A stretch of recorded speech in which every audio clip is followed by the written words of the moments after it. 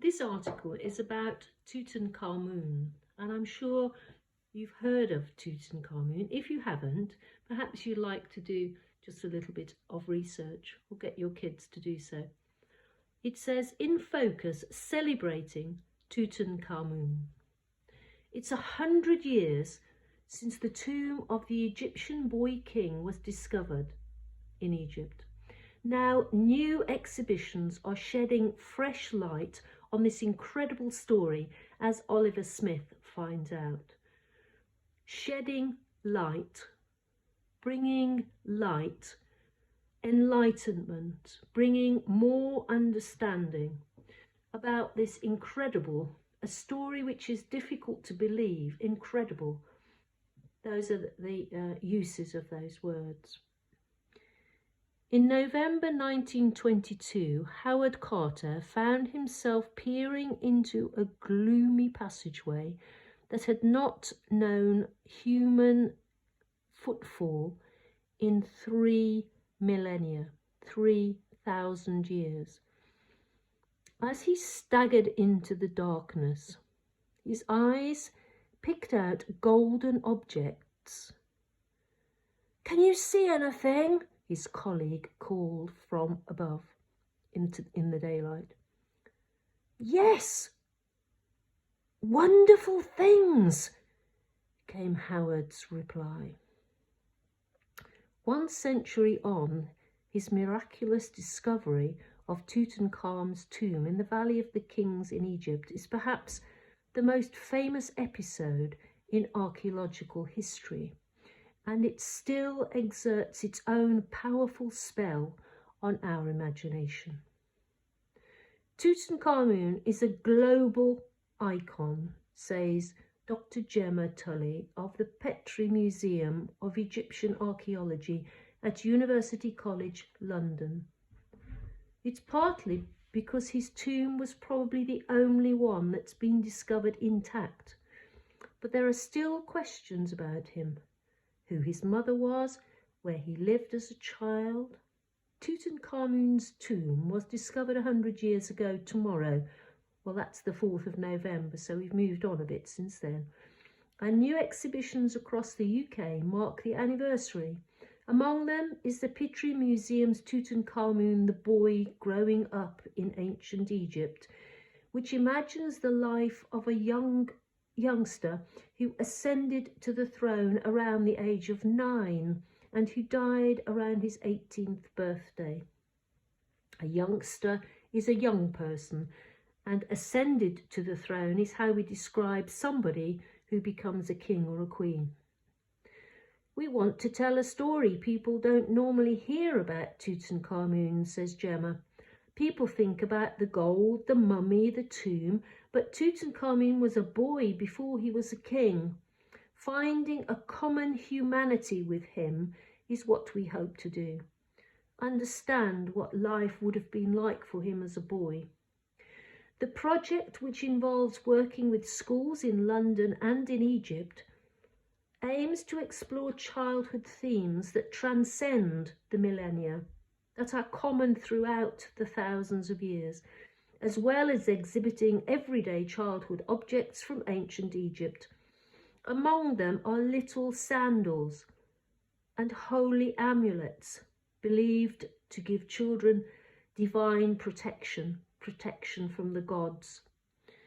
Most personal of all, says Gemma, are toys.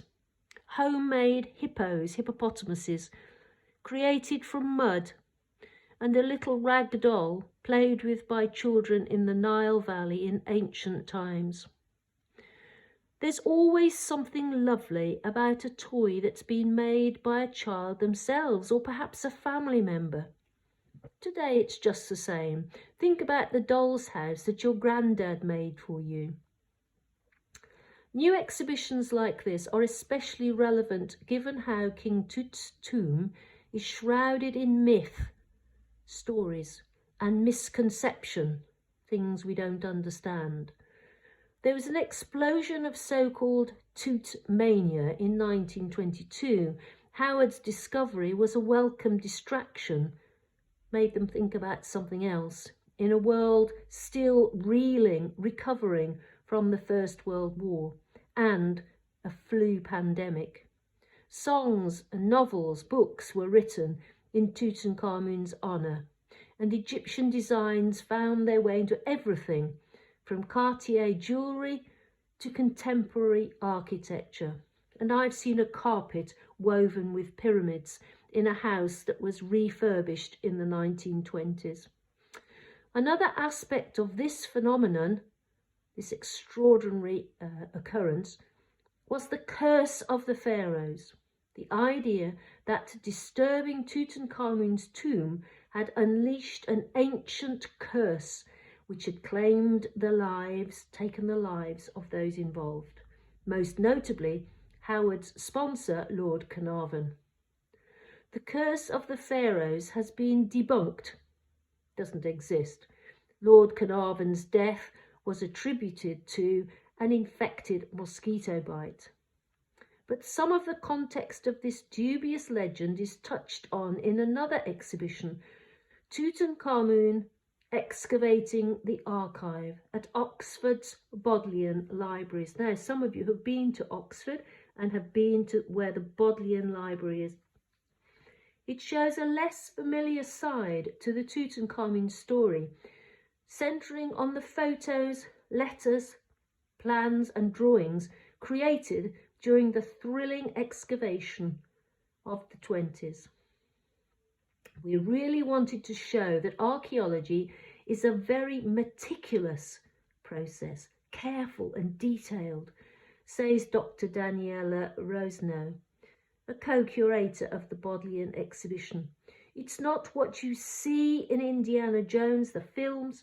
People are probably not aware this excavation was a process that took 10 years.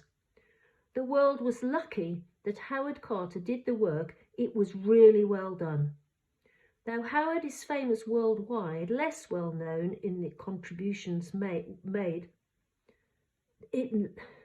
Though Howard is famous worldwide, less well known is the contribution made by Egyptians. I'm just going to find where the next page goes to. During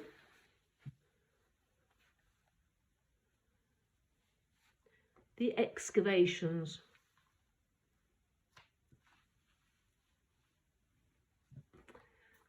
Many of whose names were unrecorded, but who can be seen in striking black and white photographs. Daniela is keen these people get the credit they deserve. Some of the star objects in our exhibitions are photographs of an Egyptian boy wearing one of Tutankhamun's pectorals. Pectorals, a long necklace, says Daniela. If you look in the boy's face, we see that he's feeling the physical weight of this necklace, but also a metaphoric, historical weight. It's like ancient Egypt and modern Egypt touching at that moment. The allure, the interest of Tutankhamun remains strong today, and the anniversary is being marked globally. The Grand Egyptian Museum in Cairo is scheduled to reopen this month to coincide with Egypt's hosting of COP27, and objects from Tutankhamun's tomb will be on display, including the golden mask. Meanwhile, tour companies are offering journeys to the Valley of the Kings for those who want to explore one of the oldest and most mysterious of human civilizations. At the same time, Dr. Gemma Tully warns against only regarding Egypt through the light of its ancient past. When we think about Egypt here, we often only think about ancient Egypt. This is not the way most Egyptians view their country's past. They see their history as part of a cycle, with every era and time and culture playing an important part. Many people today feel connected to the legacy of Tutankhamun. He is a part of their ongoing history.